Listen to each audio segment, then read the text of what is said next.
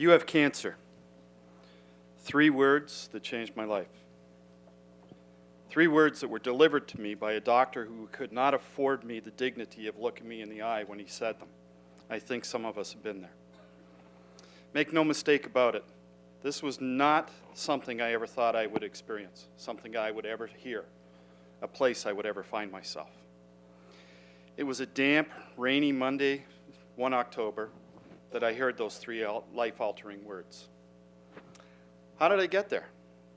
Maybe it was a persistent cough, an ache or 2, and just feeling out of sorts, and trying to explain it, and trying to say what it was to my doctor when I went to see him. You know, after you put off that it's a lingering cold, getting older, or maybe just the consumption of too many rich foods, you realize you need to get checked out. And prior to that, you do, if you're like me, you do some, this was way before Google, you do some searching on the internet. Try and find out maybe what you might be up against. And trust me, the last thing on the list was that word cancer. So you get there, now you're trying to explain everything that you really don't know how to put into words to your physician, trying to get them to understand so that you could work on things. There's protocols and tests and things that they want to do. But based on what I had learned, I knew that there were some tests that I needed done. Jim, you don't fall into the criteria. Cancer doesn't play by the rules. What does criteria mean? So, a discussion ensued. I want these tests. No, you don't meet them. We went back and forth. It got to the point where we were yelling at each other. The nurse had to come in just to make sure everything was fine. And his response, fine, if it's going to shut you up and get you out of my office, let's run these tests. So, with that, what comes next? CAT scans, x-rays, MRIs, and so much blood work, you swear it would be easier if they just tapped you like a keg and, you know, and drew it out of a spigot. You're poked and prodded and jabbed in more spots than you know that you have, and then the waiting comes. Sadly, it's not like House on TV where after a commercial break, here's the diagnosis.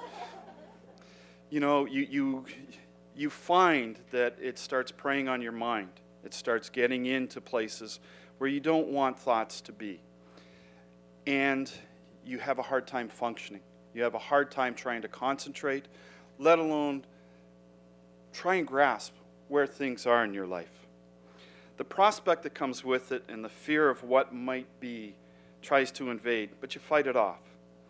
And it's not denial or ignorance by any means. You just think it will not get that bad. Wrong answer. If it wants to, it will come a-calling. It is quiet, it is silent, and it is within each of us. It is waiting for our body to become susceptible. And there is a single silent moment when it begins to take a hold, to manifest and to grow. It is there. It simply lurks, and it is waiting for the body to become even more susceptible, to assault you until it takes that stronger hold. And it has but one goal, one objective, and that's to end your life. It is determined to win, and win at all costs, and it wants to make you its puppet. It wins the very moment you begin to fear that word, death. And before you know it, you realize that things are serious. Life and plans and dreams as you had hoped for may not be. And it, and only it, might determine the exact number of years, months, weeks, days, hours, minutes, and nanoseconds that you have left. Life suddenly just got serious, and I got the lead role.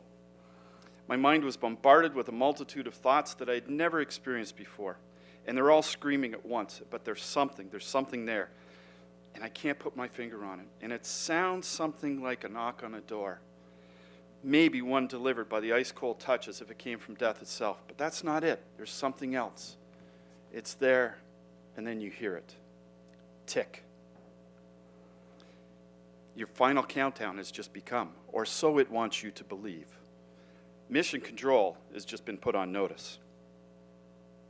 Talk. Sensations and things around you that you've never experienced before are starting to take a hold and walking through you as if they own the place. Tick. The sound of your own internal clock goes off, and it's in random beats, maybe with your heart, maybe with the traffic, maybe with noises that you are now suddenly hearing. And you realize that you just might not be invincible, that you might have a best before date like some product on a grocery shelf, and you just can't turn down the volume. Talk.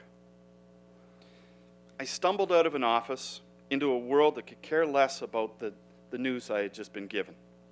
And like time, life stops for no one. And you're trying not to get run over by the bastard that is now suddenly running rampant within you and been attacking you for God knows how long. And you realize it's had a head start. I walked away with more questions than I needed at that moment. And the good news was I was in line for more tests, more exams, more doctors to see, and decisions needed to be made. They needed to be made quickly. But it's in that when you get to find out who your real family and friends are. Life has changed. You need more information so that you can make the answers or the decisions for things that need to be done. And everything within you is going in slow motion. You're having a hard time thinking. You find out you've ended up at places you don't even know how you got there. Your mind is on overload. And then you have those people in your life, all well-intentioned, trying to help you, telling you that some sister's, cousin's, mother's, uncle's, boss's nanny recommends that you do this. But God forbid you don't listen to them, because then you have a bad attitude. You are not wanting to fight for your life. Well, guess what? The only one that this is about is the person in those shoes. I had to make decisions that I owned completely. For the first time in my life, I got selfish about me. Because I could listen to somebody else, take their advice. But if it's wrong, I lose. They don't sell grave sites and group rates. And I lose, you don't come with me. Caregivers are essential and a blessing in our lives. But not once did I feel guilty or remorseful in keeping it about me. I needed to be my own advocate. And with respect to getting the news, when I went back in to see my doctor, we were going through all the tests. Everything was fine, fine, fine. I know I don't look like a picture of health, but all my figures were great. And I stopped him and I said, "It's the test I wanted run, isn't it?" And when he looked up at me, he had tears in his eyes. And all I got was a nod. And I went, "Okay, so what do we do?" He says, "I need you to see a specialist." Great.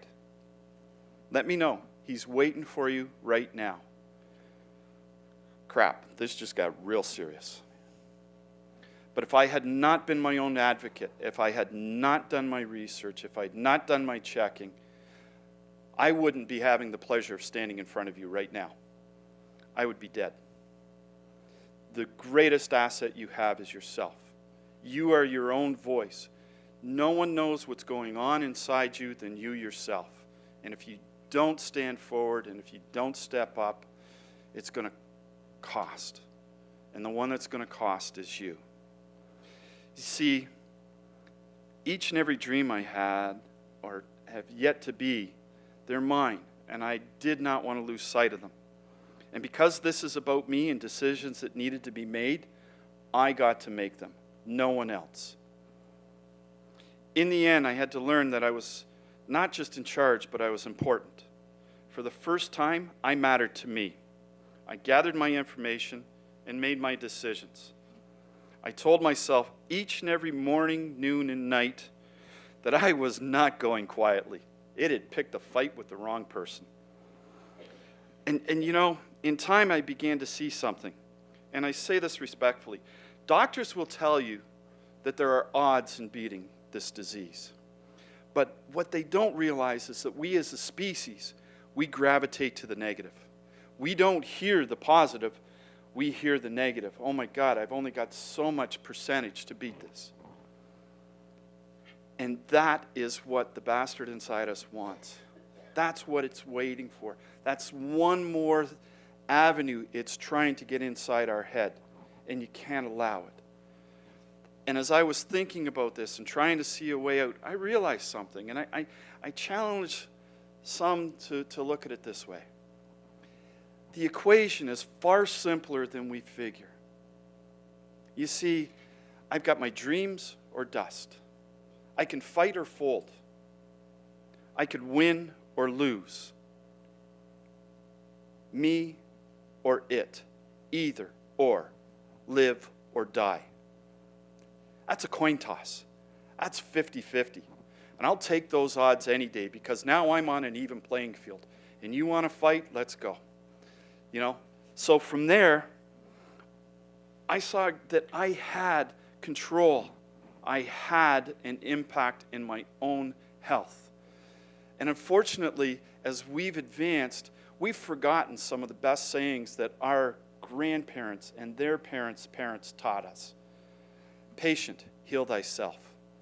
The mind is a powerful tool, and attitude matters. We don't believe in what we can do, yet it is there.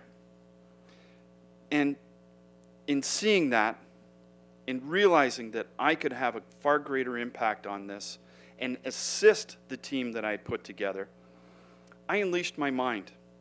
If only one of us was going to get out alive, it was going to be me. I was the general. I was the leader. I was the quarterback, whatever you want to call it. But I was calling the shots. I would make a difference. I was my best advocate. I was my best weapon.